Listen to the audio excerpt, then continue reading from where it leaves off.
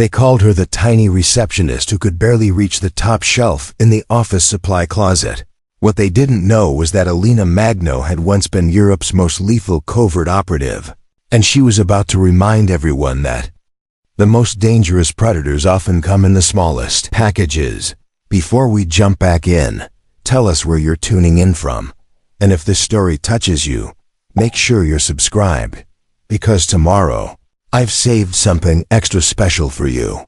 The morning sun streamed through the tall windows of the Bergmann Defense Consulting headquarters in Vienna, Austria, casting warm golden light across the polished marble floors of the reception area.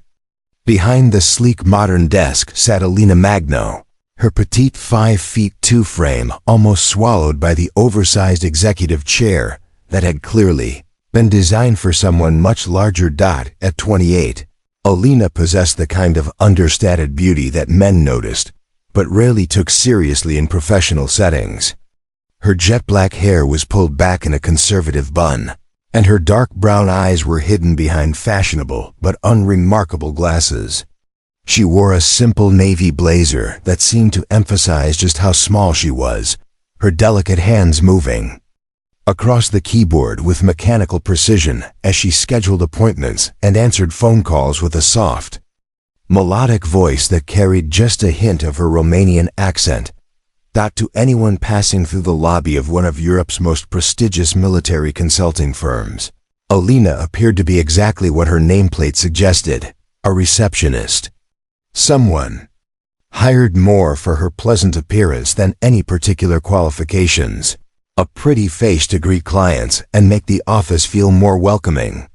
The kind of employee who handled routine tasks like booking conference rooms, ordering coffee supplies, and directing visitors to the correct elevator. Bergmann Defense Consulting occupied 12 floors of a glass tower in directing visitors to the correct elevator. Bergmann Defense Consulting occupied 12 floors of a glass tower in directing visitors to the correct tower in Vienna's business district, serving as a bridge between European military forces and private defense contractors. The company's clients included NATO officials, defense ministers from across the continent, and military leaders who dealt with classified operations that required civilian expertise. It was serious business conducted by serious people, and Alina's role seemed to exist entirely on the periphery of that important work. The executives who passed her desk each morning barely acknowledged her presence beyond a cursory nod or polite greeting. Dr. Heinrich Bergmann, the company's founder and CEO, would sweep through the lobby in his expensive suits, discussing million-dollar contracts on his phone while barely glancing at the young woman who managed his schedule. Senior consultants carrying briefcases filled with classified documents would pause at her desk, just long enough to confirm meeting times, before disappearing into elevators that required security clearances she didn't possess. Alina's daily routine was predictable and unremarkable. She arrived at exactly 8 a.m., prepared the conference rooms for the day's meetings, and began answering phone calls from clients, vendors, and government officials who needed to reach various members of the Bergmann team. Her English was fluent but accented, her manner professional but deferential, and her demeanor suggested someone who understood her place in the organizational hierarchy. The other administrative staff treated Alina with the casual friendliness reserved for colleagues who posed no professional threat.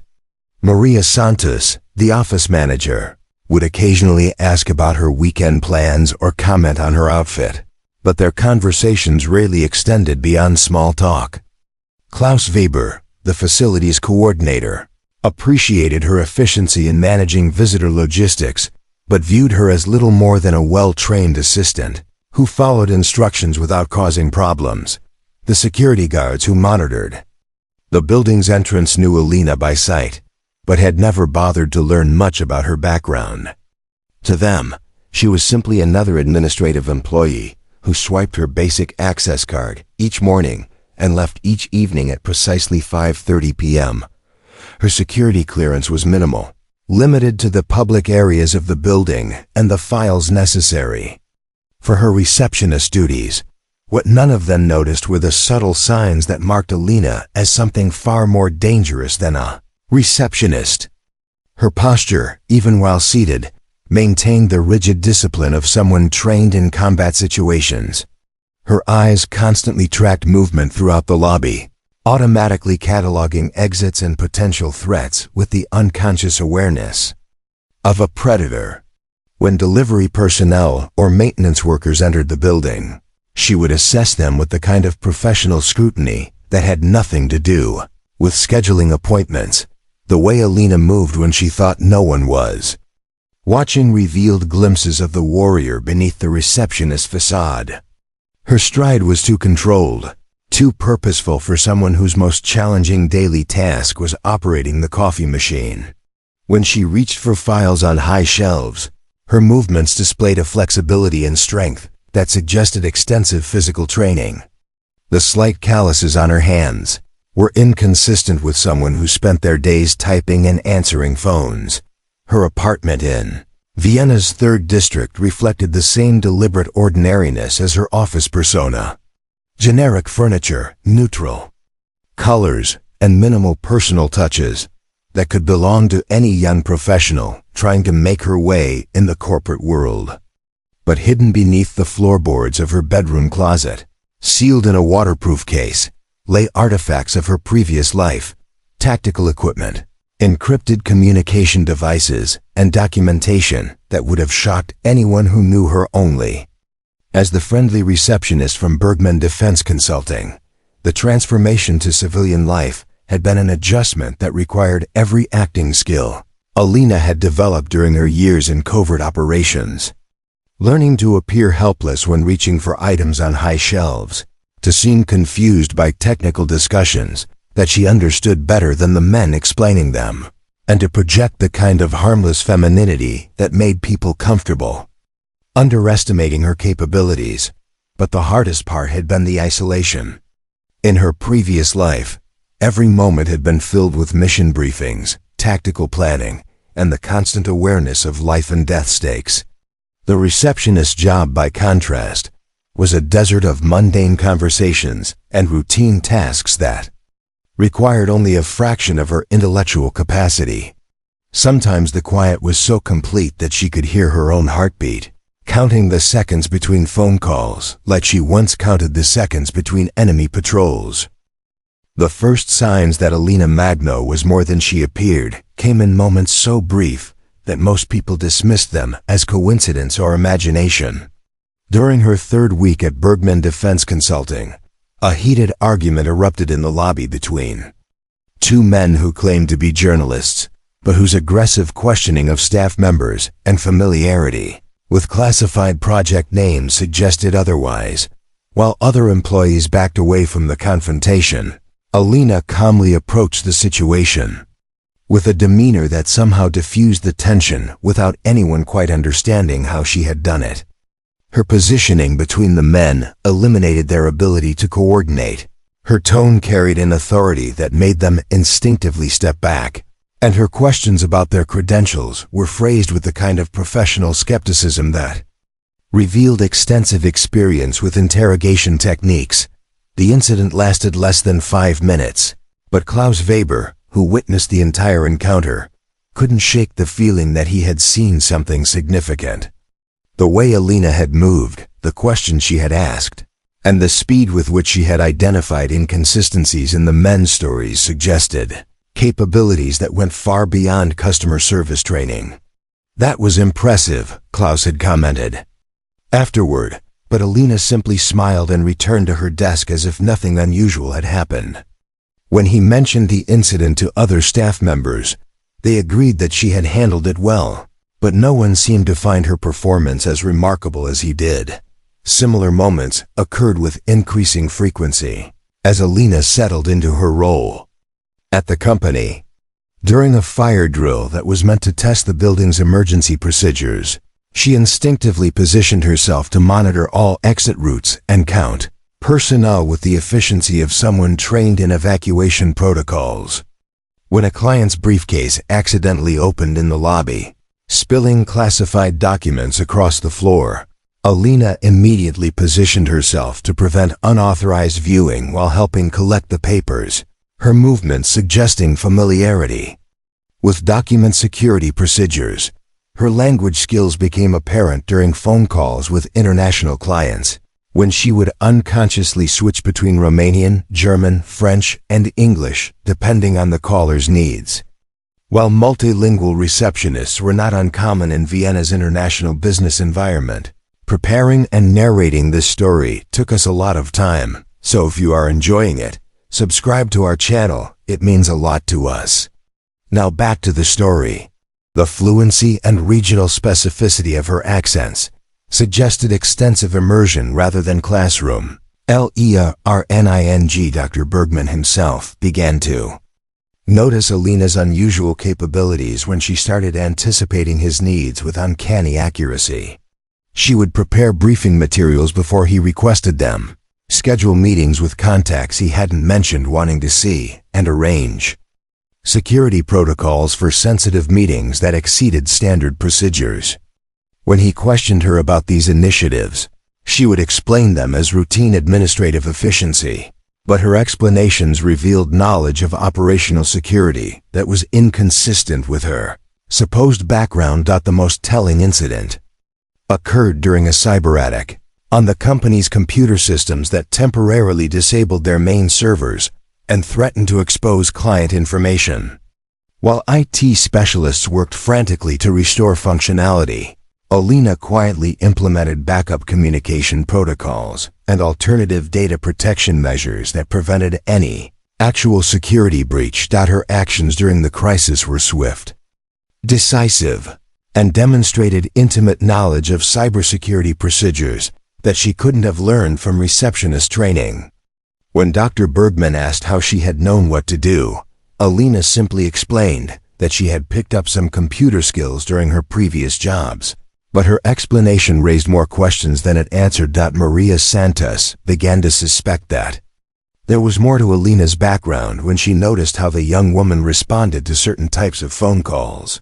Whenever government officials or military personnel contacted the office, Alina's demeanor would subtly shift into something more professional and authoritative.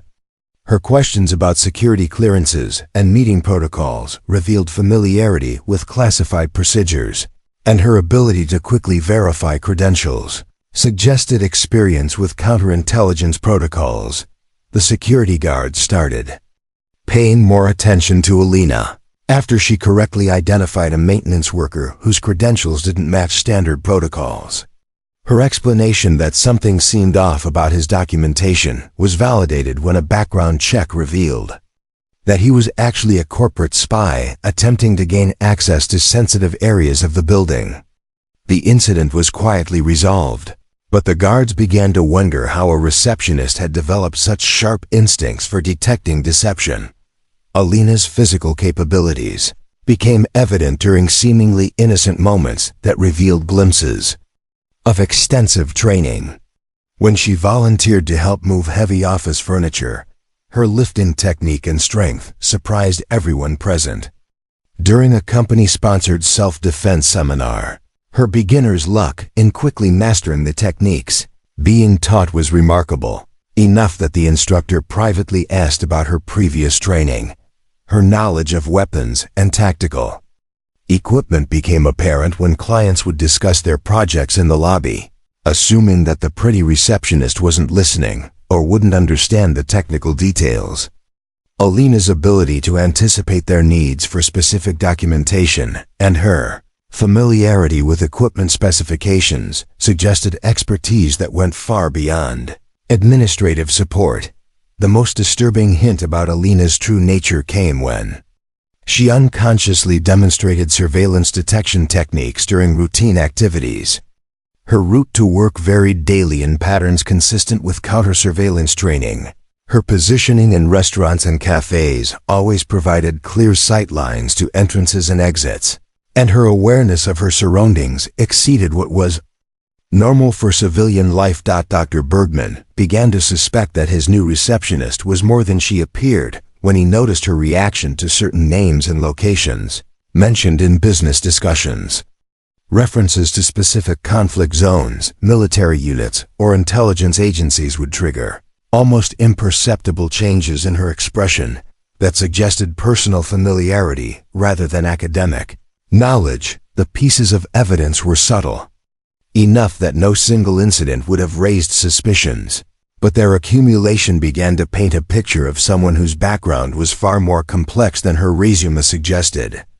Alina's performance as a receptionist was flawless, but it was the performance of someone who was consciously playing a role rather than naturally filling it. Her colleagues began to sense that beneath the friendly, deferential exterior was someone whose true capabilities remained hidden. The question that none of them dared to ask was why someone with such obvious skills and training would choose to work as a receptionist at a defense consulting firm. The answer to that question would soon become terrifyingly clear. Viktor Kozlov arrived at Bergmann Defense Consulting on a crisp Tuesday morning in October, sweeping through the lobby with the kind of commanding presence that demanded immediate attention. At 6 feet 4 inches with broad shoulders and silver-streaked hair, the 48-year-old former Russian military colonel carried himself with the arrogance of someone who had spent decades believing that physical intimidation and institutional authority were the only forms of power worth respecting.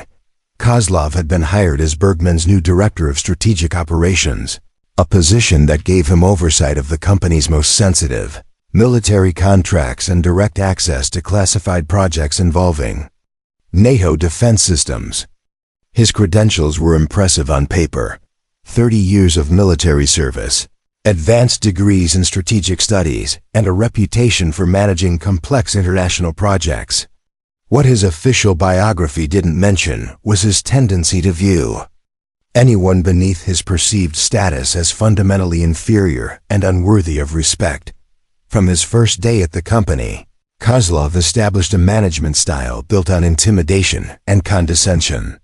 He spoke to subordinates with barely concealed contempt, interrupted colleagues during meetings to correct minor points, and made a point of demonstrating his superior knowledge of military affairs at every opportunity. His corner office on the 10th floor became a fortress from which he surveyed the company like a general commanding troops. Kozlov's first interaction with Alina set the tone for everything that would follow. When he approached her desk to inquire about meeting room availability, his eyes immediately assessed her with the dismissive evaluation that some men reserve for women they consider decorative rather than functional. Her petite stature, youthful appearance, and receptionist role triggered every prejudice he possessed about women in professional environments. "You must be the secretary," he had said, his English heavily accented, but delivered with the confidence of someone who expected immediate compliance. "I need you to understand that my schedule is considerably more important than the routine matters you typically handle.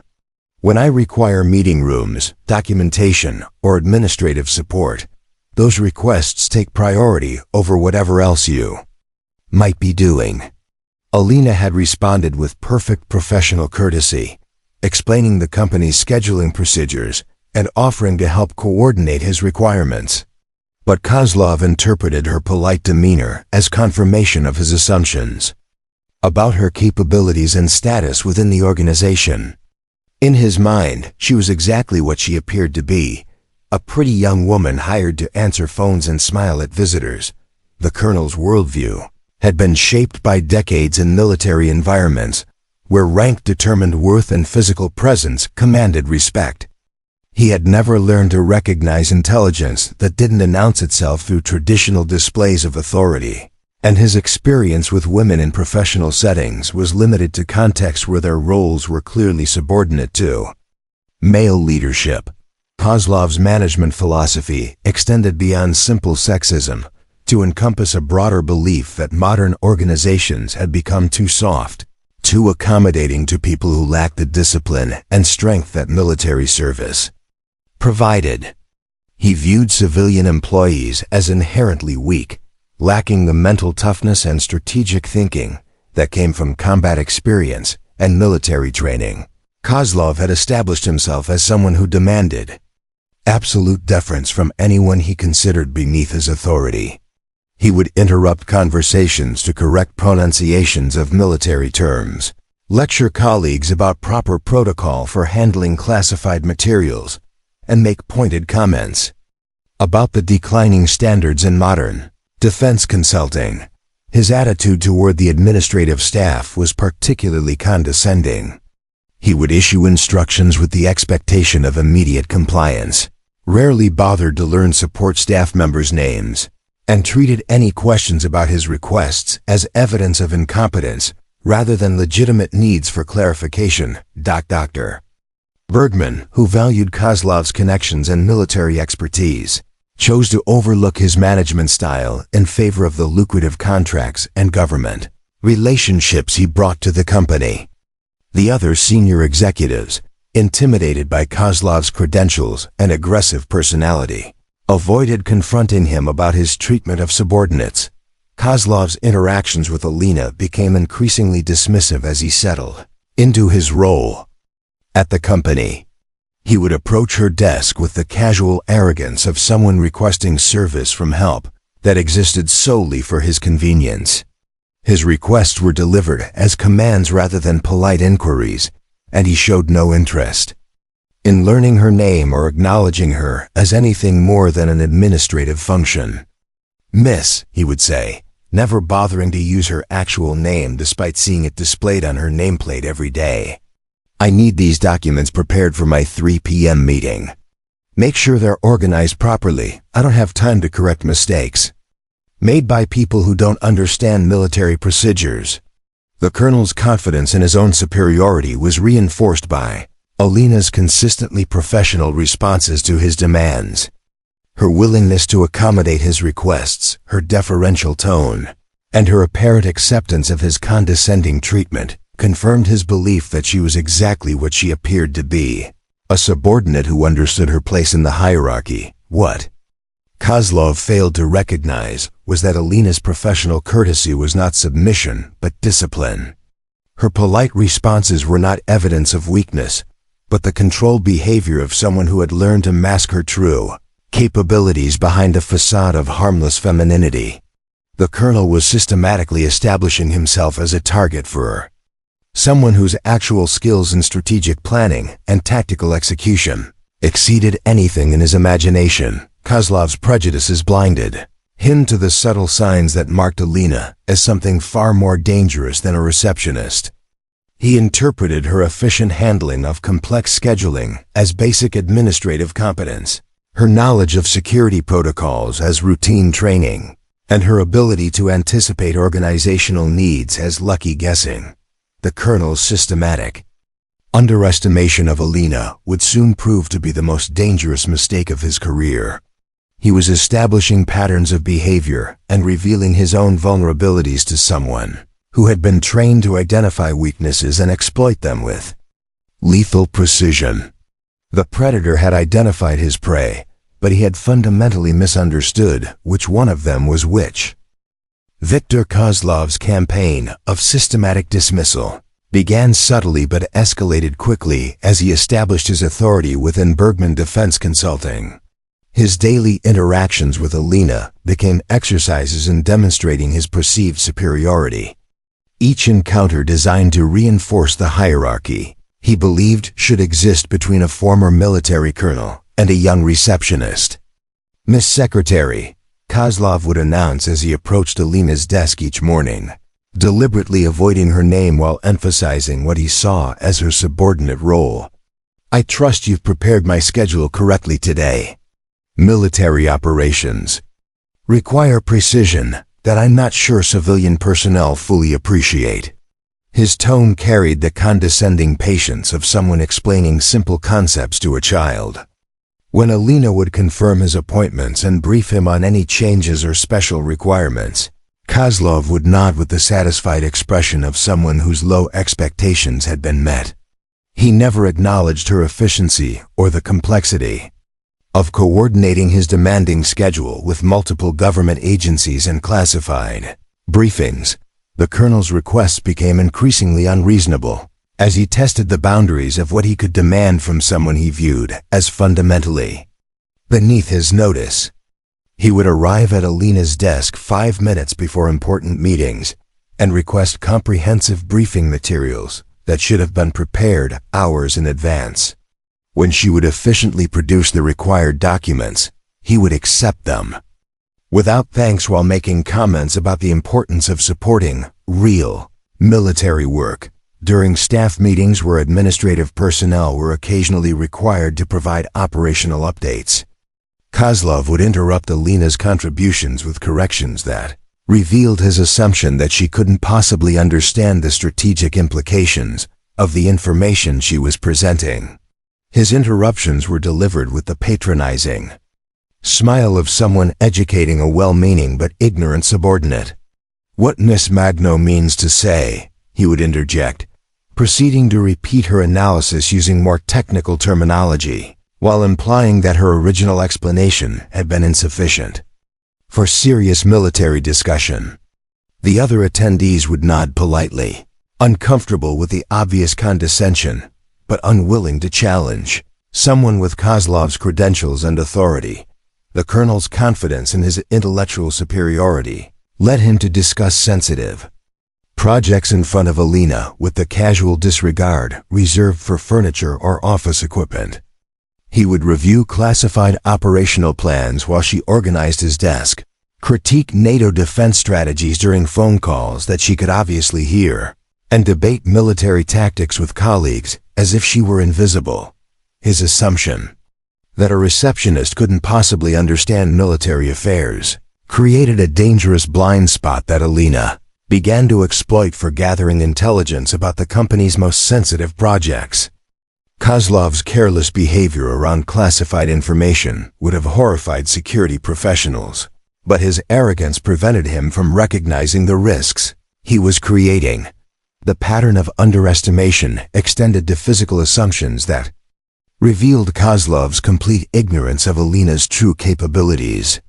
When office furniture needed to be rearranged for important client presentation, he would automatically assign the heavy lifting to male colleagues, while suggesting that Alina handle lighter tasks, like arranging flowers or preparing refreshments. "This kind of work requires strength that I'm sure our young lady here doesn't possess," he would say with the patronizing chuckle of someone stating an obvious truth.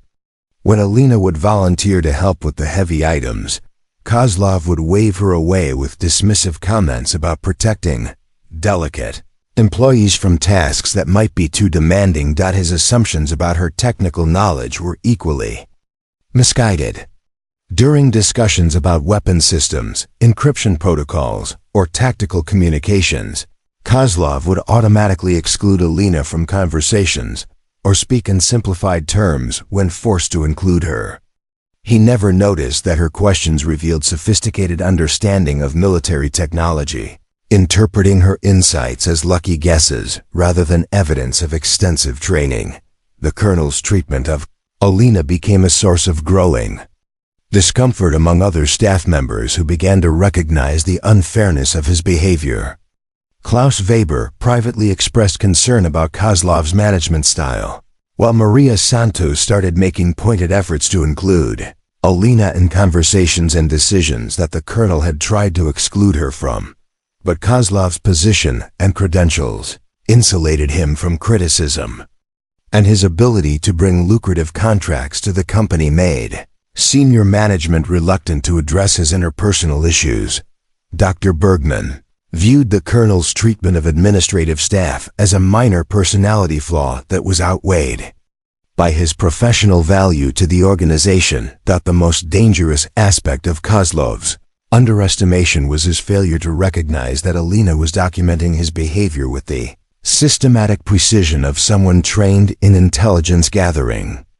Every dismissive comment, every display of careless security practices, and every revelation of the strategic thinking was being cataloged by someone whose actual expertise in analysis and tactical planning exceeded his own.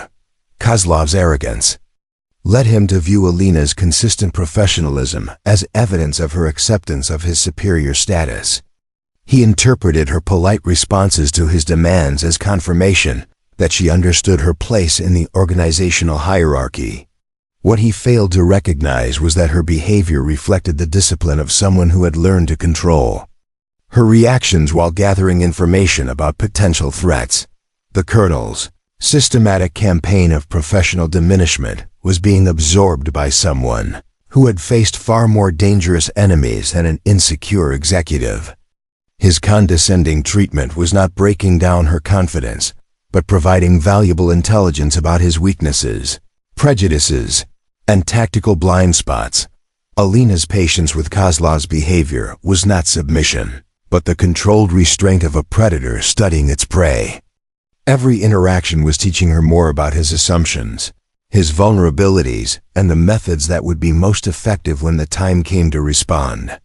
The colonel believed he was establishing dominance over a harmless subordinate, but he was actually providing strategic intelligence to someone whose capabilities in warfare and tactical operations would soon prove far superior to his own. Viktor Kozlov's treatment of Alina deteriorated from casual dismissiveness to deliberate humiliation as he grew more comfortable with his position at Bergmann Defense Consulting. What had begun as condescending remarks evolved into a systematic campaign designed to reinforce his perceived superiority while demonstrating his authority to other staff members who might question his leadership style. The colonel's morning routine began to include what he privately considered training exercises for the administrative staff. He would arrive at Alina's desk with increasingly complex and unreasonable demands, delivered with the expectation of immediate compliance and perfect execution. His requests were designed not just to accomplish necessary tasks, but to establish his dominance through the demonstration of his ability to command absolute obedience. "Miss Secretary," he would announce, placing a stack of documents on her desk with deliberate force, "I need these translated into French, German, and Italian by noon today. Military terminology requires precision that I trust you can manage, despite your obvious limitations in understanding strategic concepts." When Alina would complete these tasks with remarkable efficiency and accuracy, Kozlov would accept the results without acknowledgement while finding new ways to criticize her performance. Her translations were adequate, but lacking military precision. Her formatting was civilian standard, but insufficient for serious briefings. And her speed was acceptable for routine work, but not impressive by military standards. The colonel's public humiliation of Alina became increasingly brazen during staff meetings and client presentations. He would position himself to interrupt her contributions, correct her statements with exaggerated patience, and make pointed comments about the limitations of civilian personnel in understanding military operations. His behavior was calculated to demonstrate his authority while diminishing her credibility in front of colleagues and clients. During a particularly important presentation to NATO officials, Kozlov deliberately assigned Alina to handle logistics coordination while making loud comments about hoping that support staff could manage the complex requirements without making mistakes that might embarrass the company. When the presentation proceeded flawlessly, thanks to her meticulous preparation, he took full credit while making veiled references to the challenges of working with inexperienced personnel. The colonel's campaign extended beyond professional humiliation to include personal attacks designed to undermine Alina's confidence and social standing within the office. He would make pointed comments about her age, her appearance, and her presumed lack of life experience in front of colleagues who were increasingly uncomfortable with his behavior, but afraid to challenge someone with his credentials and connections. "Our young receptionist," he would say with a patronizing smile, "brings a certain decorative quality to the office, though I sometimes wonder if we're asking too much when we expect her to understand the complexities of modern military operations. Perhaps we should consider limiting her responsibilities to tasks more appropriate for someone with her limitations." Kozlov's restrictions on Alina's access and authority became increasingly punitive as he systematically removed responsibilities that had been part of her original job description. He revoked her access to certain client files, excluded her from meetings where her input had previously been valued, and reassigned her duties to male colleagues while making comments about the inappropriateness of involving civilian women.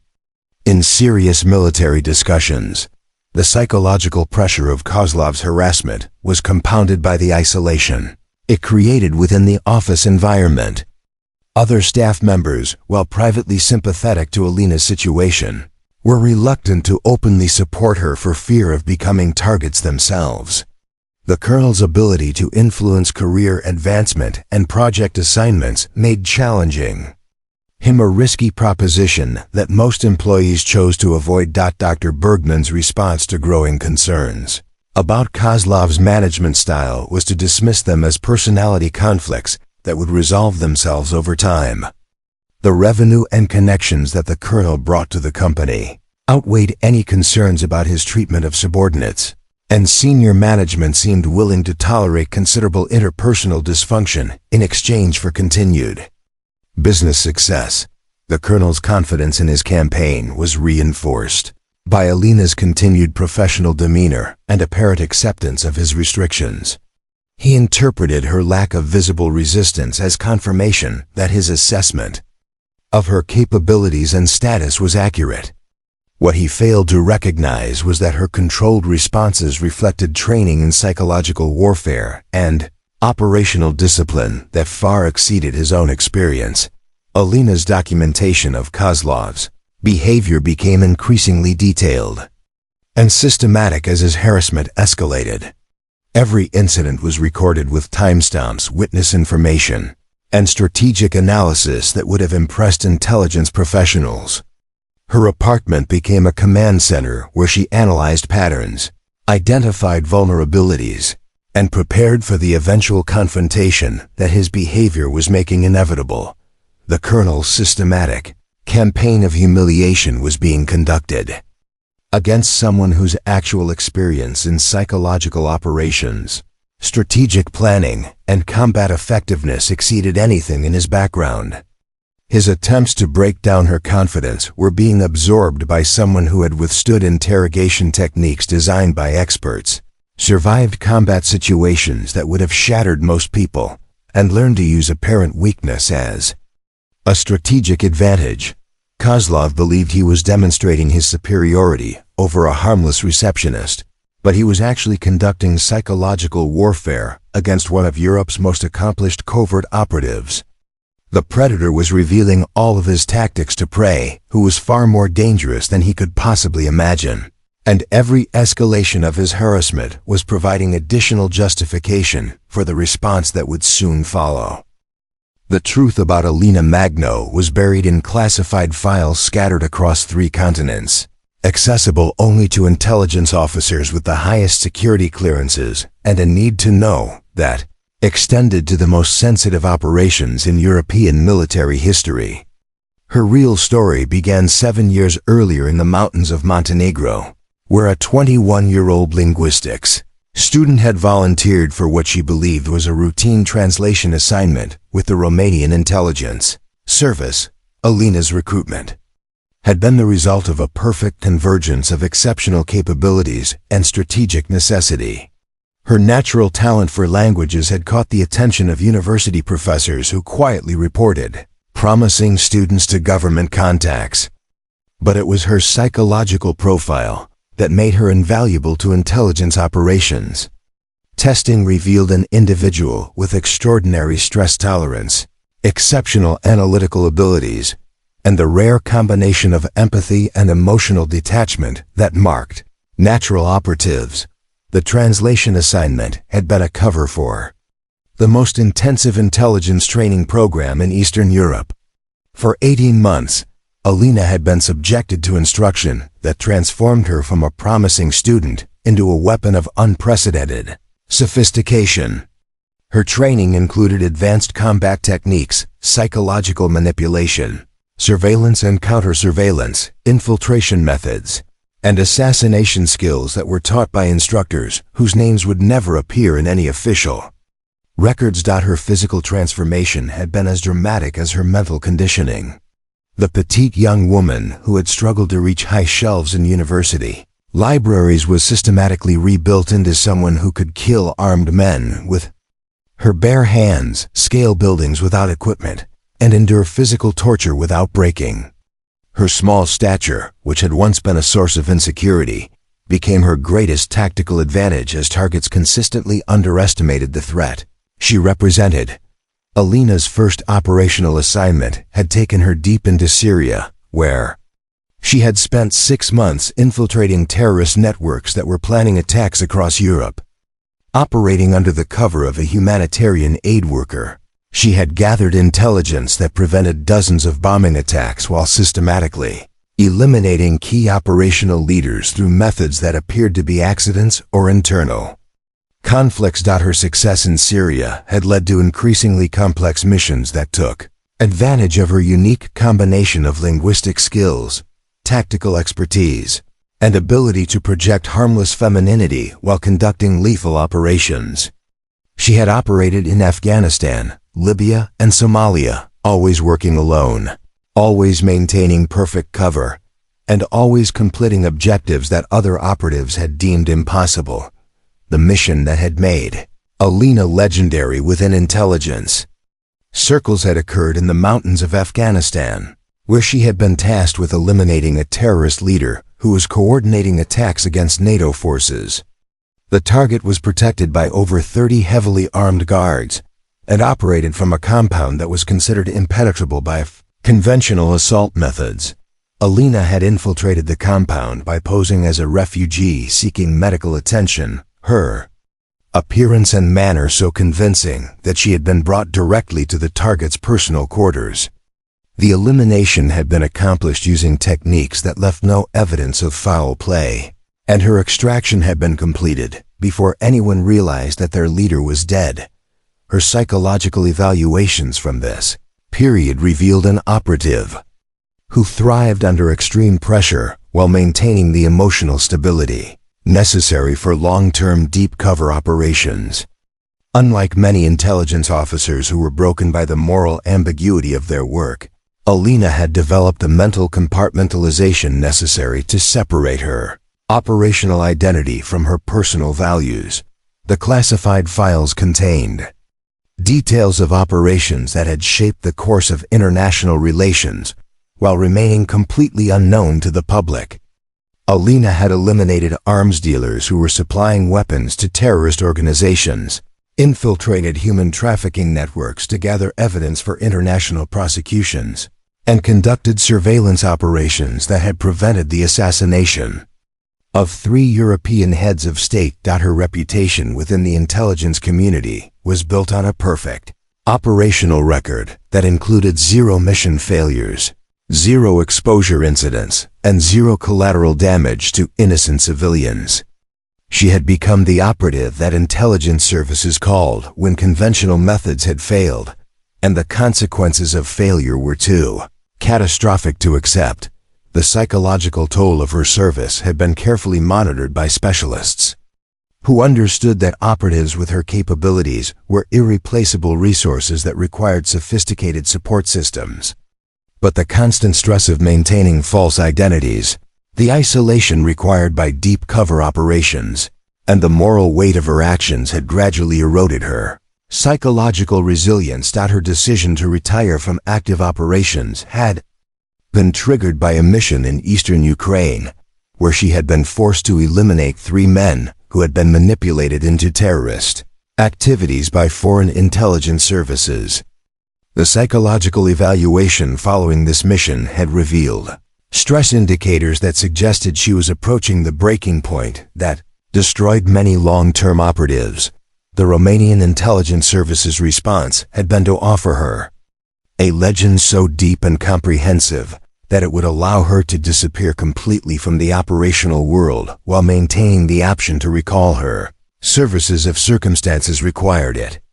The identity of Alina Magno, receptionist, had been carefully constructed over months of preparation that included manufactured employment history, educational records, and social connections that would withstand any investigation. Her placement at Bergmann Defense Consulting had been strategic rather than coincidental. The company's connections to European military organizations and defense contractors made it an ideal location for monitoring potential security threats while maintaining her cover identity. The position provided access to intelligence about emerging threats while allowing her to remain invisible within the civilian world. The transformation from lethal operative to harmless receptionist had required acting skills that drew upon years of maintaining false identities under the most dangerous circumstances. But the psychological adjustment had been more difficult than the performance, as she struggled to find meaning in routine administrative tasks. After years of life-and-death missions that had shaped international events, Viktor Kozlov's harassment campaign was being conducted against someone whose actual combat experience and operational achievements exceeded those of most military units, let alone individual officers. The colonel's assumption that he was dealing with a harmless civilian employee would soon prove to be the most dangerous miscalculation of his career. The morning of November 15th began with deceptive normalcy at Bergmann Defense Consulting, as Alina processed routine correspondence and prepared conference rooms for the day's scheduled meetings. The crisp Vienna air carried the first hints of winter, and the lobby's floor-to-ceiling windows revealed a city awakening to another ordinary Tuesday. But beneath the surface of corporate routine, a crisis was developing that would test every skill Alina had acquired during her years in covert operations. The first indication of trouble came through an encrypted email that arrived on Dr. Bergmann's personal account at precisely 9:47 a.m.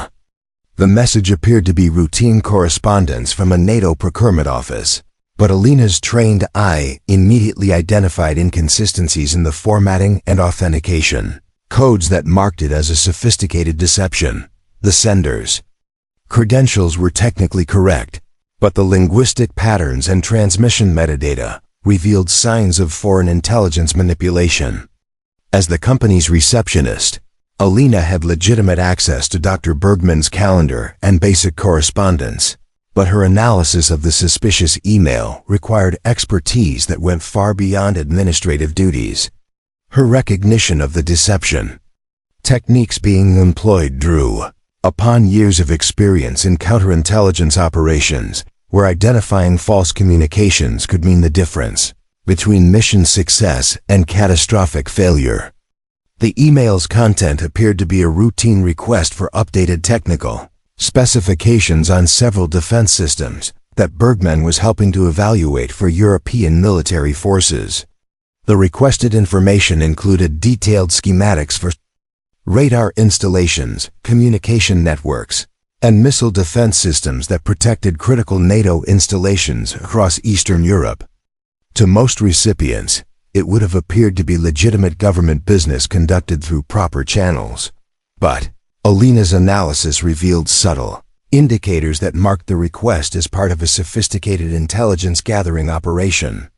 The specific combination of systems being targeted, the technical details being requested, and the timing of the inquiry suggested coordination with ongoing military activities in regions where tensions were escalating between NATO forces and hostile actors. Her investigation of the email's origins required accessing databases and communication networks that were far beyond her official clearance level, but her knowledge of system vulnerabilities and encryption methods allowed her to trace the message's true source. The sophisticated routing and proxy systems being used to mask the sender's identity indicated resources that were available only to major intelligence services. The discovery that the email originated from a network of servers linked to Russian military intelligence transformed what had appeared to be routine corporate espionage into a national security crisis with implications for European defense systems. The information being targeted could compromise the safety of military installations and personnel across multiple countries, potentially enabling attacks that could result in thousands of casualties. Alina's attempts to alert Dr. Bergmann about the security breach were complicated by Viktor Kozlov's presence in the office and his systematic campaign to limit her access to senior management. When she approached Dr. Bergmann's office to report her concerns, Kozlov intercepted her with his characteristic condescension and dismissive authority. "Miss Secretary," the colonel announced, blocking her path to Dr. Bergmann's door, "I'm sure whatever administrative matter concerns you can be handled through proper channels. Dr. Bergmann is engaged in important military discussions that require his complete attention. Perhaps you could schedule an appointment for later this week when he has time for routine office matters." Alina's explanation that she had identified a potential security breach was met with Kozlov's patronizing laughter and pointed comments about the inappropriateness of receptionists involving themselves in matters beyond their understanding. His dismissal of her concerns reflected his fundamental assumption that someone in her position couldn't possibly recognize genuine intelligence threats. "I appreciate your enthusiasm," Kozlov said with exaggerated patience, "but military security is considerably more complex than you realize.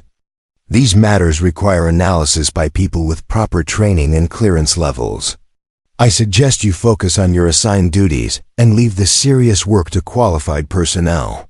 The colonel's refusal to take her warning seriously was compounded by his decision to confiscate the printed copies of evidence she had prepared, claiming that administrative staff shouldn't have access to sensitive correspondence. His actions effectively prevented her from presenting her analysis to anyone with the authority to respond to the threat she had identified. Alina's frustration with the bureaucratic obstacles was intensified by her knowledge that the intelligence operation she had uncovered was likely part of a larger campaign with time-sensitive objectives. Her experience in similar operations suggested that the perpetrators would move quickly to exploit any information they gathered, making immediate response crucial for preventing potentially catastrophic consequences.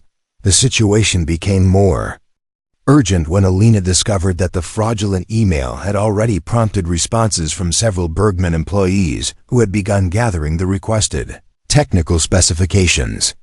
Their compliance with what they believed to be legitimate government requests was providing foreign intelligence services with detailed information about European defense systems that could be used to plan attacks or develop countermeasures. Viktor Kozlov's systematic undermining of Alina's credibility had created a situation where vital security intelligence was being dismissed because of the messenger rather than evaluated based on the evidence. His prejudices and assumptions about her capabilities had blinded him to the reality that she possessed expertise in intelligence analysis that exceeded his own qualifications. The crisis deepened when Alina realized that the compromised information was scheduled to be transmitted to the fraudulent NATO contact within hours, making her window for intervention extremely limited. The colonel's obstruction of her efforts to alert senior management had transformed a manageable security breach into an imminent national security disaster that could compromise military operations across Europe. The moment had arrived when Alina would be forced to choose between maintaining her carefully constructed cover identity and taking action to prevent an intelligence catastrophe that could endanger thousands of lives. The desk clerk who had endured months of systematic humiliation was about to discover that some threats were too serious to be handled through proper administrative channels. Alina sat at her reception desk as the afternoon shadows lengthened across the lobby, watching the digital clock display 4:23 p.m., while calculating the rapidly diminishing time available to prevent an intelligence disaster that could compromise European defense systems across multiple nations.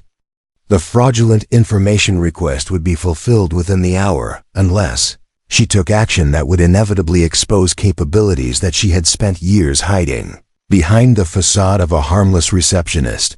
The weight of her impossible choice pressed down with the familiar intensity of operational decisions she had faced in hostile territory, where hesitation could mean the difference between mission success and catastrophic failure.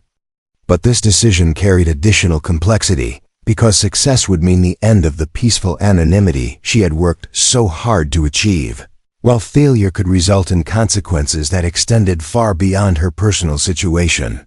Her analysis of the intelligence operation she had uncovered revealed a sophisticated campaign designed to gather information about radar installations, communication networks, and missile defense systems that protected critical NATO facilities across Eastern Europe. The technical specifications being targeted could enable hostile forces to plan attacks that would bypass existing security measures, potentially resulting in casualties that numbered in the thousands. The fraudulent email that had triggered her investigation was part of a coordinated effort that exploited the trust relationships between defense contractors and government agencies. The perpetrators had invested considerable resources in creating authentication systems and communication protocols that would fool even experienced security personnel, making their deception nearly perfect, except for subtle linguistic patterns that required specialized training to identify. Alina's unique background in counterintelligence operations had enabled her to recognize the deception, but that same background was now the obstacle preventing her from convincing others to take action. Her warnings had been dismissed by Viktor Kozlov because they came from someone he viewed as incapable of understanding military security, and his obstruction had effectively prevented her from reaching decision-makers with the authority to respond appropriately. The colonel's systematic campaign to undermine her credibility had created a bureaucratic trap where vital intelligence was being ignored because of prejudices about the messenger, rather than objective evaluation of the evidence. His refusal to take her seriously reflected assumptions about gender, rank, and professional status that were preventing rational analysis of a genuine threat to national security. Alina's options for intervention were limited by the constraints of her cover identity and the time pressure created by the intelligence operations timeline. Conventional approaches to administrative channels had already failed due to Kozlov's interference, and any attempt to escalate beyond normal procedures would require explanations that could expose her true background. The personal cost of revelation weighed heavily in her calculations as she considered the life she would be abandoning if she chose to act. The quiet anonymity that had allowed her to heal from years of psychological trauma would be destroyed, replaced by the visibility and expectations that had driven her from operational service. The peaceful routine of civilian life would be lost, potentially forever, if she revealed capabilities that would mark her as a valuable intelligence asset. But the alternative was accepting responsibility for consequences that her inaction would enable. The technical specifications that would be transmitted to hostile intelligence services could be used to plan attacks against military installations where thousands of personnel worked and lived. The radar systems that protected European cities could be compromised. The communication networks that coordinated defense responses could be infiltrated, and the missile defense systems that protected civilian populations could be defeated. Her psychological evaluation of the situation drew upon decision-making frameworks that had been developed through years of life and death choices in hostile environments. The analysis required her to weigh immediate personal costs against long-term strategic consequences, balancing her desire for continued anonymity against her responsibility to prevent harm to innocent people. The technical aspects of intervention presented their own challenges, as preventing the information transfer would require accessing computer systems and communication networks that were beyond her official authority. Her knowledge of cybersecurity vulnerabilities and network infiltration techniques could enable her to stop the intelligence operation, but using such capabilities would immediately reveal expertise that no receptionist should possess.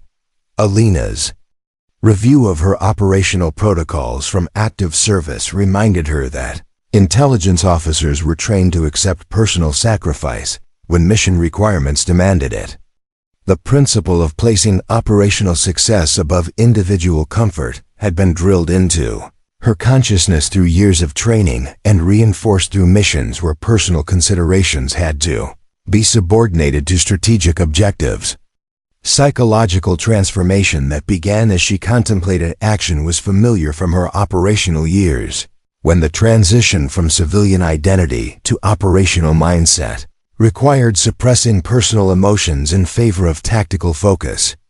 The mental compartmentalization that had allowed her to function effectively in hostile environments began to assert itself as she prepared for what would likely be her final mission. Her decision crystallized as she realized that the intelligence operation she had uncovered represented exactly the kind of threat that had motivated her original recruitment into covert service.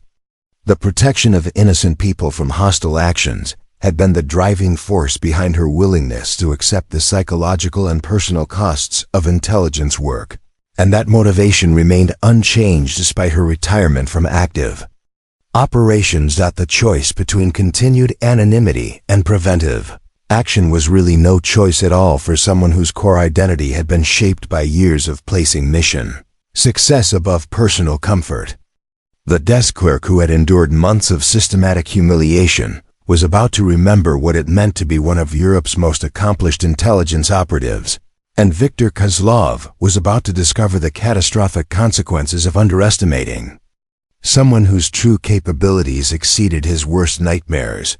Alina's fingers moved across her keyboard with renewed purpose as she began implementing plans that would prevent an intelligence disaster while inevitably exposing the warrior she had worked so hard to hide. The quiet woman who had processed paperwork and answered phones was about to become visible again, and her emergence would transform everything. The complete truth about Alina Magno existed in files so classified that their very existence was known only to a handful of intelligence directors across Europe and North America.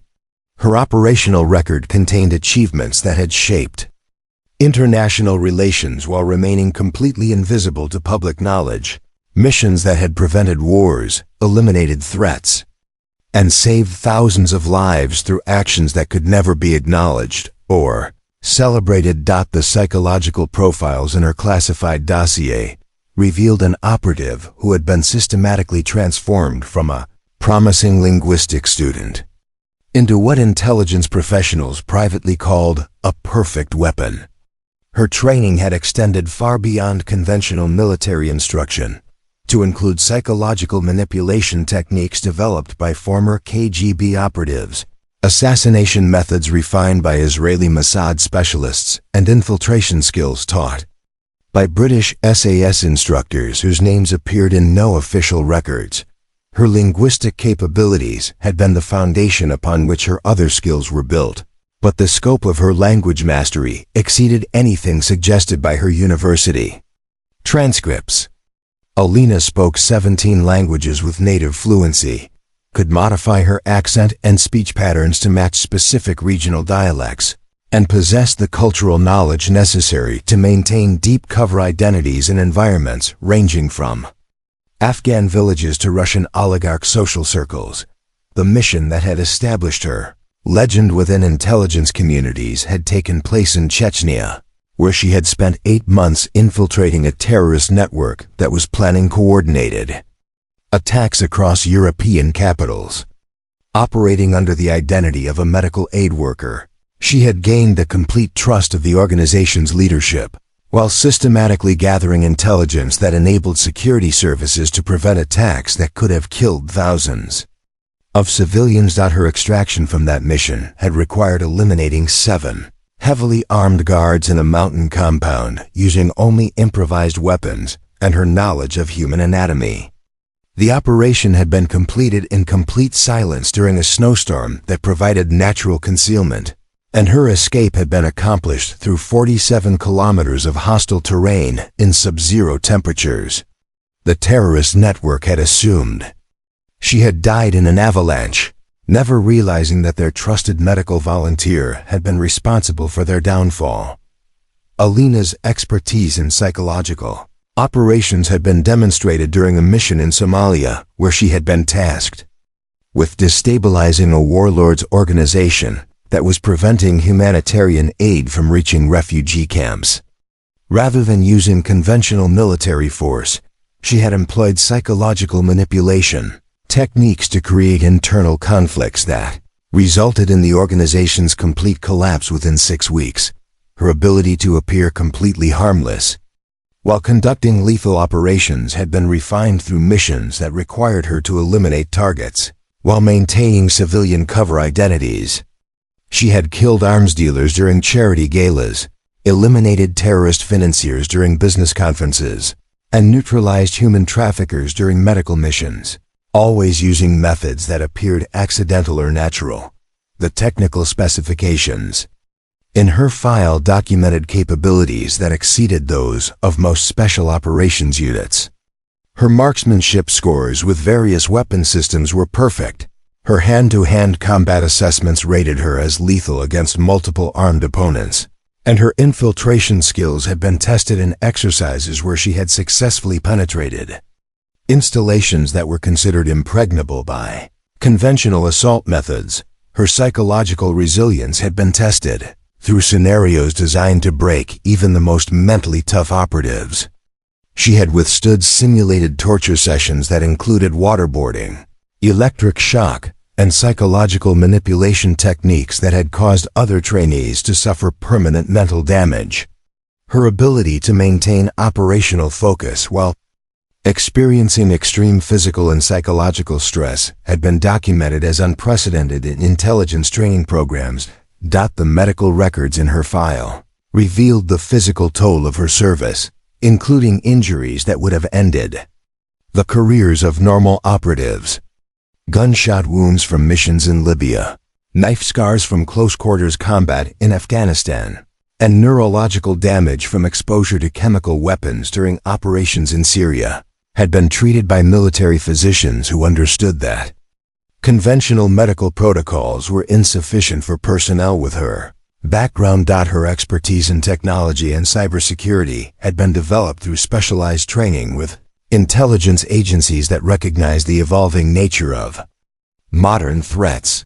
She could infiltrate computer networks, defeat encryption systems, and manipulate electronic surveillance equipment with the same efficiency that characterized her physical operations. Her knowledge of communication protocols and signal intelligence made her equally dangerous in cyberspace and physical environments. The psychiatric evaluations that had prompted her retirement revealed the psychological cost of maintaining multiple identities while conducting operations that required complete emotional detachment. The constant stress of deep cover assignments, combined with the moral weight of actions that could never be publicly acknowledged, had gradually eroded her ability to maintain normal social relationships and emotional connections. Her decision to retire had been triggered by a mission in Belarus where she had been forced to eliminate a family of 4 who had been manipulated into providing support for terrorist activities. The psychological evaluation following this mission had revealed stress indicators that suggested she was approaching the breaking point that destroyed many long-term intelligence operatives, making continued service potentially dangerous for both her and her missions. The legend that had been created for her civilian identity represented the most sophisticated identity construction ever attempted by European intelligence services. Every aspect of Alina Magno's background had been carefully manufactured, from her educational records to her employment history, creating a false identity so comprehensive that it could withstand investigation by hostile intelligence services, while providing her with the psychological refuge necessary for recovery from operational trauma. Viktor Kozlov's harassment campaign was being conducted against someone whose actual combat record and intelligence achievements exceeded those of entire military units, let alone individual officers who had never faced genuine operational challenges. At exactly 4:47 p.m., as the Vienna office prepared for the end of another routine business day, Alina Magno closed her eyes for 3 seconds and performed the mental ritual that had preceded every dangerous mission during her operational career. The psychological transformation that followed was as profound as it was instantaneous, dissolving the careful emotional controls that had allowed her to function as a civilian employee and replacing them with the focused lethality that had once made her Europe's most feared covert operative. When she opened her eyes, The desk clerk was gone. In her place sat someone whose very presence seemed to alter the atmosphere of the reception area, whose posture radiated the kind of controlled aggression that marked apex predators preparing to strike. The change was so fundamental that Klaus Weber, passing through the lobby at that moment, actually stopped and stared, sensing that something had shifted in ways his conscious mind couldn't quite process. Alina's fingers moved across her keyboard with renewed purpose, but now she was accessing systems and databases that existed far beyond her official clearance level. Her knowledge of network vulnerabilities and security protocols, gained through years of cyber infiltration training, allowed her to penetrate the company's most sensitive computer systems with the efficiency of someone who had defeated far more sophisticated defenses in hostile environments. The fraudulent intelligence request that had triggered this crisis was scheduled to be fulfilled in 13 minutes, when Dr. Bergmann's assistant would transmit detailed specifications for European defense systems to what she believed was a legitimate NATO procurement office. The technical information being requested could enable hostile forces to plan attacks that would bypass existing security measures, potentially resulting in casualties that numbered in the thousands. Alina's first objective was to prevent the transmission while gathering evidence that would expose the full scope of the intelligence operation.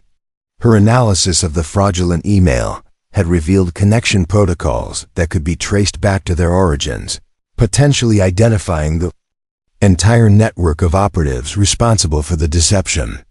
But accomplishing this mission would require revealing capabilities that would instantly destroy her carefully constructed cover identity.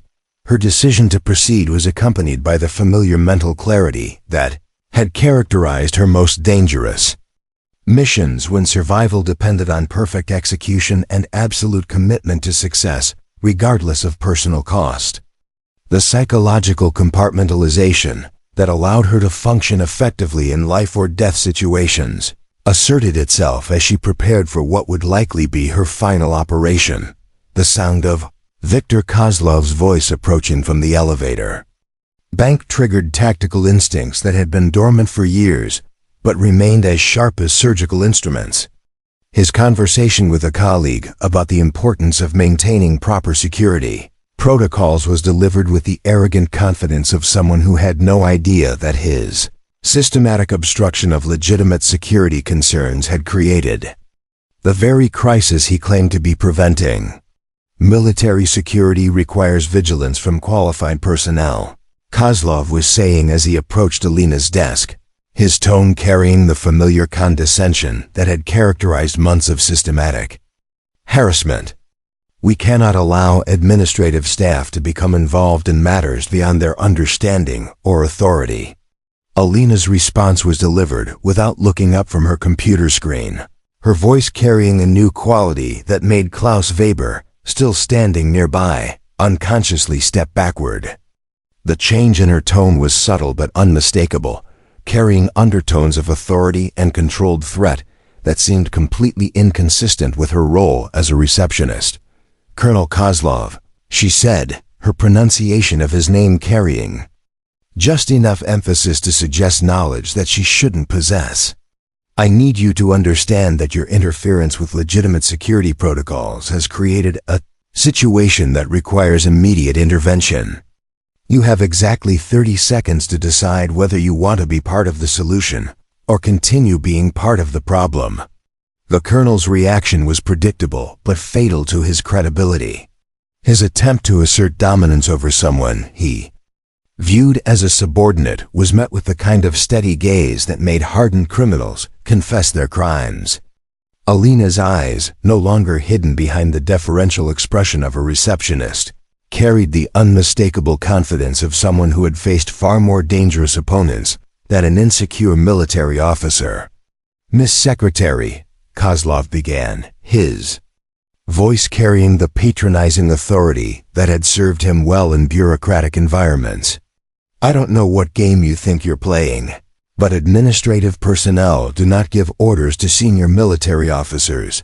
Your presumption in Addressing me in this manner demonstrates exactly why civilian employees require constant supervision. Alina's smile was brief and cold, carrying the kind of predatory amusement that preceded violence in interrogation rooms and hostile territories. Her response was delivered with the calm certainty of someone stating obvious facts to particularly slow students. "Colonel, your assumptions about my background and capabilities are about to be corrected in ways that will fundamentally alter your understanding of this situation. The choice you make in the next 15 seconds will determine whether that education occurs through cooperation or demonstration." The transformation in Alina's bearing was so complete that other staff members in the lobby began to notice that something significant was happening. Maria Santos, emerging from the supply room, stopped in her tracks as she observed the confrontation, sensing tension that seemed completely disproportionate to what should have been a routine interaction between a receptionist and a senior executive. Klaus Weber, still positioned near the reception desk, found himself unconsciously calculating distances to exits as his survival instincts responded to signals that his rational mind couldn't quite process. The woman he had known as a competent but unremarkable administrative employee had become something that triggered warnings deep in his primitive brain. Someone whose presence suggested imminent danger in ways that defied logical explanation. Kozlov's attempt to reassert his authority through physical intimidation was the final mistake in a campaign of systematic underestimation that was about to end in complete humiliation. His decision to step closer to Alina's desk while raising his voice revealed his fundamental ignorance of the tactical situation he had created through months of harassment and obstruction. The moment had arrived when the desk clerk would remind everyone present that the most dangerous predators often disguise themselves as harmless prey, and that underestimating someone based on appearance, gender, or perceived status could have consequences that extended far beyond embarrassment to genuine physical danger. Viktor Kozlov's decision to physically intimidate Alina by leaning over her desk while demanding that she remember her place was the moment that triggered a display of skills that would shock everyone present. The moment his hand moved toward her computer screen in an attempt to show dominance, Alina's response was so fast and exact that witnesses would later struggle to explain exactly what they had seen. In a movement that lasted less than 2 seconds, Kozlov found himself held down on the reception desk with his arm controlled behind his back in a grip that was completely hidden from security cameras. The method was a perfect example of using pressure points and body mechanics, designed to stop movement without causing injury that could be seen by medical examination. "Colonel," Alina's voice was barely above a whisper, but it carried the kind of complete authority that made everyone in the lobby stop moving. "I tried to solve this situation through proper channels, but your pride and bias have created a national security crisis that needs immediate action. You will stay quiet while I explain your choices." The change in the reception area was immediate and deep. Klaus Weber, who had watched the entire event, found himself backing away from what had suddenly become the most dangerous location in the building. Maria Santos, still holding a stack of office supplies, seemed unable to process what she was seeing as the quiet receptionist showed skills that belonged in action movies rather than business environments. Dr. Bergmann, alerted by the noise, came out of his office to find his new director of strategic operations completely controlled by someone he had barely noticed during months of routine interactions. The sight of the tall Russian colonel being held with casual ease by a 5'2" woman challenged every assumption he had about power relationships and professional rankings. "Miss Magno," Dr. Bergmann began, his voice showing complete confusion at the scene happening in his lobby. "I don't understand what's happening here, but I need you to release Colonel Kozlov immediately so we can discuss this situation like reasonable professionals." Alina's response was delivered without releasing her hold on Kozlov, her positioning allowing her to maintain complete control while addressing the growing audience of staff members who had been drawn by the noise. Her explanation was precise, factual, and delivered with the kind of professional skill that suggested extensive experience in briefing senior officials under crisis conditions. Dr. Bergmann, your company is being used as an unwitting participant in a Russian intelligence operation designed to gather technical details for European defense systems. Colonel Kozlov's interference with legitimate security protocols has prevented proper response to this threat, and we now have less than 8 minutes to prevent the transmission of classified information that could compromise NATO installations across Eastern Europe. The impact of her words was immediate and devastating. Dr. Bergmann's face went pale as he processed the meaning of what she was describing, while other staff members began to understand that they were witnessing something far more serious than a workplace conflict.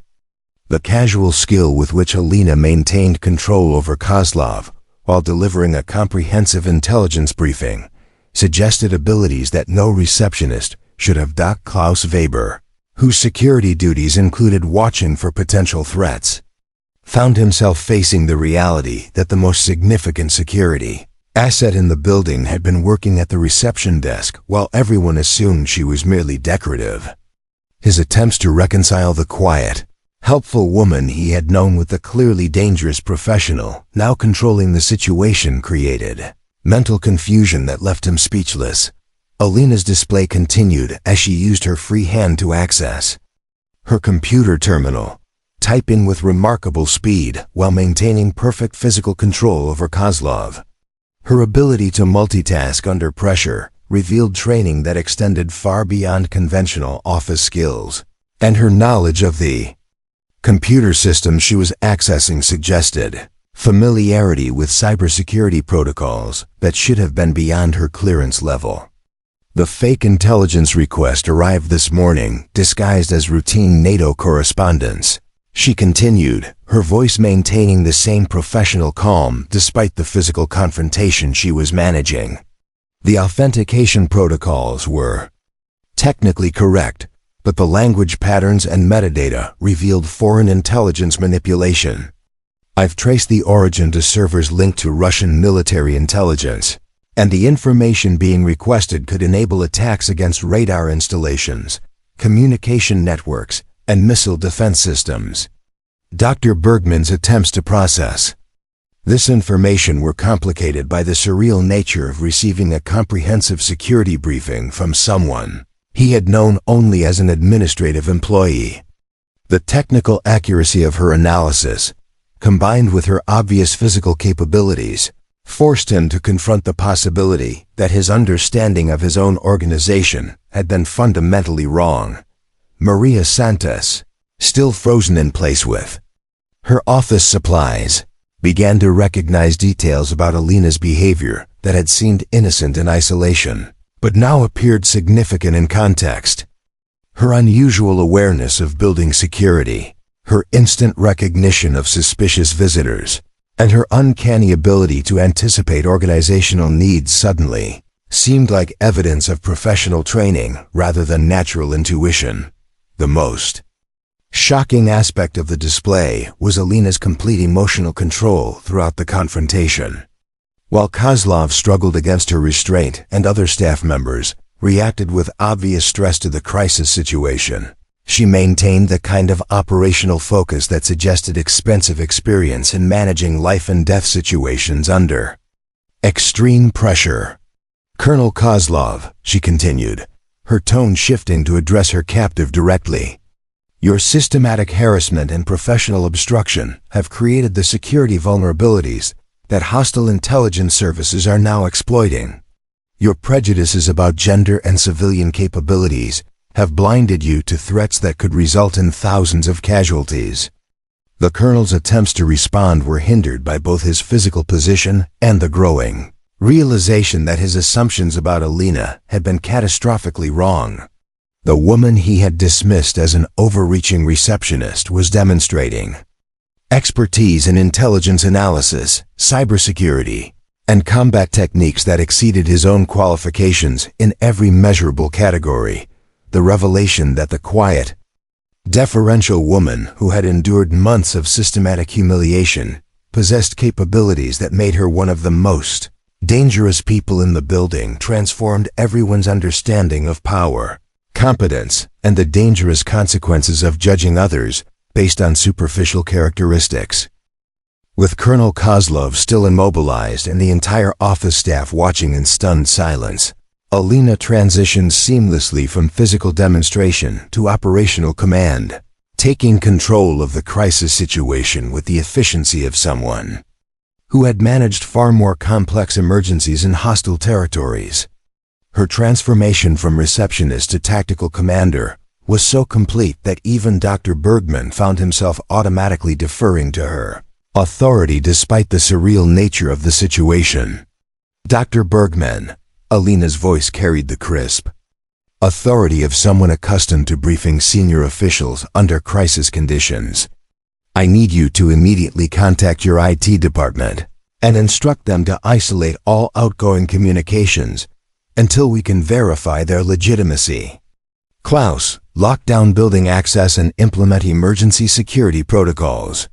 Maria, contact Austrian Federal Police Intelligence and request immediate dispatch of counterintelligence specialists.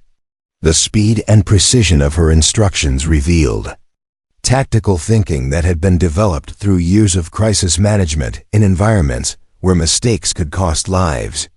Her ability to assess the situation, identify necessary actions, and delegate responsibilities demonstrated leadership capabilities that exceeded those of anyone else present, including the senior executives who nominally controlled the organization. Klaus Weber, despite his confusion about the dramatic reversal of workplace hierarchies, found himself automatically complying with Alina's orders. Her natural command presence and obvious expertise in security matters overrode his questions about her authority to issue such instructions. The woman who had processed his paperwork for months was suddenly the most qualified person in the building to manage a national security crisis. Dr. Bergmann's compliance was more reluctant, but equally inevitable as he began to process the implications of what Alina had revealed. The possibility that his company was being used as an unwitting participant in intelligence operations targeting European defense systems created legal and financial liabilities that could destroy decades of careful business development. His recognition of her expertise in matters far beyond his own competence made questioning her judgment seem both inappropriate and potentially dangerous. Alina's management of the technical aspects of the crisis demonstrated capabilities that shocked even Klaus Weber, who had assumed he understood the company's cybersecurity procedures. Her knowledge of network protocols, encryption systems, and intelligence-gathering methods revealed training that was clearly beyond civilian standards, suggesting government or military background at levels that required the highest security clearances. The fraudulent request is scheduled for transmission in 4 minutes, she announced while simultaneously accessing multiple computer systems with remarkable efficiency. I'm implementing network isolation protocols that will prevent unauthorized data transfer while preserving evidence of the attempted infiltration. The source servers can be traced through proxy networks that will reveal the full scope of this intelligence operation. Her technical explanation was delivered with the same professional competence that characterized her physical control over Kozlov, who remained immobilized with what appeared to be minimal effort on her part. The combination of physical and intellectual capability she was demonstrating suggested training regimens that were available only to elite military or intelligence personnel. Viktor Kozlov's attempts to reassert his authority were hampered by both his physical position and his growing realization that his understanding of the situation had been fundamentally wrong. His protests about proper protocols and chain of command sounded increasingly pathetic as evidence mounted that his interference had created the very security vulnerabilities he claimed to be preventing. Colonel, Alina's tone carried the patient condescension he had used against her for months. but delivered with the confidence of someone whose actual qualifications exceeded his own. Your systematic harassment and professional obstruction have compromised security protocols and endangered personnel across multiple NATO installations. Your prejudices about civilian capabilities have created blind spots that hostile intelligence services have successfully exploited.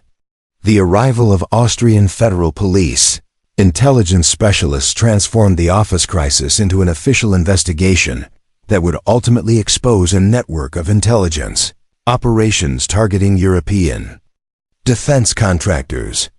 The lead investigator's immediate recognition of Alina's capabilities and his deferential treatment of her analysis suggested connections that extended far beyond her role as a corporate receptionist. Dr. Bergmann's questions about Alina's background were answered through official channels that revealed enough of her classified service record to explain her expertise, while maintaining operational security for information that remained sensitive. The discovery that his receptionist was actually a retired intelligence operative with legendary status within European security communities forced him to reevaluate every interaction they had shared over the previous months. The investigation that followed revealed that the Russian intelligence operation had been targeting multiple defense contractors across Europe, using sophisticated social engineering and technical infiltration methods to gather information about NATO defense systems. Alina's analysis had identified the threat and prevented transmission of technical specifications that could have compromised military installations across Eastern Europe. Colonel Kozlov's role in obstructing legitimate security responses was documented through witness statements and communication records that revealed a pattern of interference that had created vulnerabilities throughout the organization. His systematic harassment of the one person in the company with the expertise necessary to identify the threat demonstrated how prejudices and assumptions could create national security risks. The technical evidence that Alina had gathered during her investigation provided law enforcement with the information necessary to dismantle the entire intelligence network, leading to arrests across multiple countries and the identification of other companies that had been targeted by similar operations. Her actions had prevented not just one security breach, but an entire campaign of intelligence gathering that could have compromised European defense capabilities. The resolution of the crisis established Alina as the most valuable security asset in the organization while simultaneously ending the peaceful anonymity she had worked so hard to achieve. Her exposure as a retired intelligence operative would inevitably lead to offers of consultation work, government positions, and the kind of public recognition that she had sought to avoid through her civilian career. But the satisfaction of preventing a catastrophic security breach and exposing the systematic harassment that had endangered everyone in the organization provided compensation for the loss of her carefully constructed cover identity. The desk clerk, who had endured months of professional humiliation, had reminded everyone present that true strength often exists in the most unexpected places, and that underestimating others based on appearance or perceived status can have consequences that extend far beyond personal embarrassment to genuine threats to national security. 3 months after the incident that forever changed Bergmann Defense Consulting, Alina Magno stood in the same Vienna office where she had once answered phones and processed paperwork, but everything about her situation had been transformed. The reception desk had been replaced with a secure intelligence analysis center, and her new title, Director of Strategic Security Operations, reflected capabilities that were now acknowledged rather than hidden behind the facade of administrative support. The Austrian government's recognition of her service had led to a consulting arrangement that allowed her to apply her expertise while maintaining the independence she had learned to value during her forced retirement.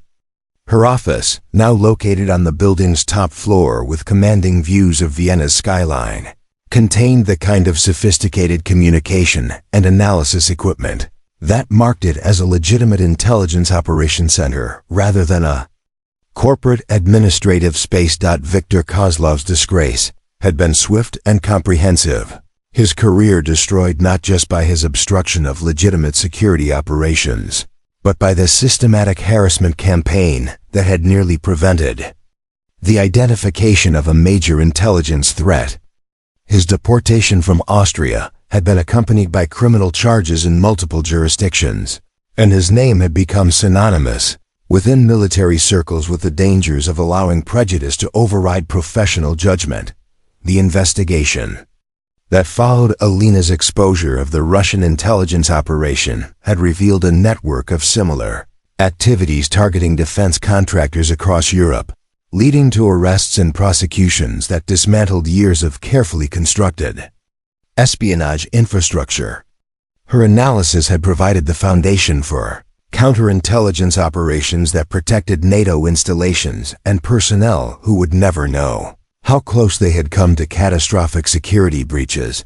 Dr. Bergmann's transformation from someone who had barely noticed his receptionist to someone who sought her advice on the most sensitive security matters reflected the broader change in how the organization understood expertise and capability. The company's new personnel evaluation procedures included assessments designed to identify hidden talents and prevent the kind of systematic underestimation that had nearly resulted in national security disaster. Klaus Weber, now serving as Alina's deputy in the security division, had become an advocate for recognizing that expertise could exist in unexpected forms, and that assumptions based on appearance or role could create dangerous vulnerabilities. His experience in witnessing Alina's transformation had fundamentally altered his approach to personnel management and threat assessment. Maria Santos, promoted to head of administrative operations, had implemented training programs designed to help staff recognize and report potential security threats, while ensuring that concerns raised by any employee would be properly investigated regardless of their position in the organizational hierarchy. The cultural changes inspired by Alina's case had created an environment where expertise was valued regardless of its source. The international recognition that followed Alina's return to visibility had led to consulting arrangements with intelligence services across Europe and North America. Her unique combination of operational experience and civilian perspective, making her invaluable for addressing emerging security challenges in an increasingly complex global environment. Her work now influenced policies that protected intelligence personnel and military installations across multiple continents. The training programs that Alina developed for identifying and supporting personnel with classified backgrounds had been adopted by organizations across the European Union, creating systematic protections for veterans and former intelligence operatives who sought civilian careers without sacrificing the security that their previous service had earned them. Her advocacy had transformed how governments approached the integration of former operatives into civilian society. The academic research that resulted from her case had influenced military education and organizational psychology programs at universities across Europe and North America, providing frameworks for understanding how institutional prejudices could create security vulnerabilities and personnel management failures. Her experience had become a standard case study in leadership programs and intelligence training curricula.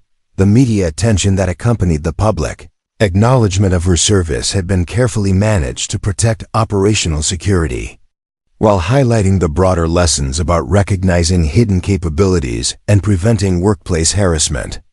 Her story had inspired countless individuals who had faced discrimination or underestimation to speak out against systemic problems in their own organizations. Alina's personal relationships had been rebuilt on foundations of honesty and mutual respect rather than the careful deception that had characterized her civilian cover identity. Her marriage to a fellow intelligence professional who understood the unique challenges of their shared background provided emotional stability that had been missing during her years of enforced anonymity. The mentorship program that Alina established for women in intelligence and military services had created support networks that helped prevent the kind of isolation and psychological trauma that had driven her own retirement from active operations. Her advocacy for better transition support and mental health resources had influenced policy changes that would protect future generations of operatives. The Vienna office building where her transformation had occurred now served as headquarters for the European Intelligence Personnel Support Network, an organization that provided resources and advocacy for current and former intelligence personnel across multiple countries. The reception area where she had once endured systematic harassment had been converted into a conference center where international security professionals gathered to develop better approaches to personnel protection and threat assessment. Viktor Kozlov's empty office had been transformed into a training facility where case studies in institutional failure and prejudice-based decision-making were taught to military officers and intelligence personnel from around the world. The lessons learned from his systematic harassment campaign had become required study for anyone in positions of authority over personnel with classified backgrounds. The legacy of Alina's case extended far beyond the prevention of one intelligence operation or the exposure of one harassment campaign. Her story had become a powerful reminder that strength often exists in unexpected forms, that expertise can be hidden behind facades of apparent weakness, and that the most dangerous mistake anyone can make is underestimating someone based on superficial characteristics. The 5'2" woman that everyone had dismissed as just a receptionist had proven that true power comes not from physical intimidation or institutional authority, but from competence, courage, and the determination to protect others regardless of personal cost.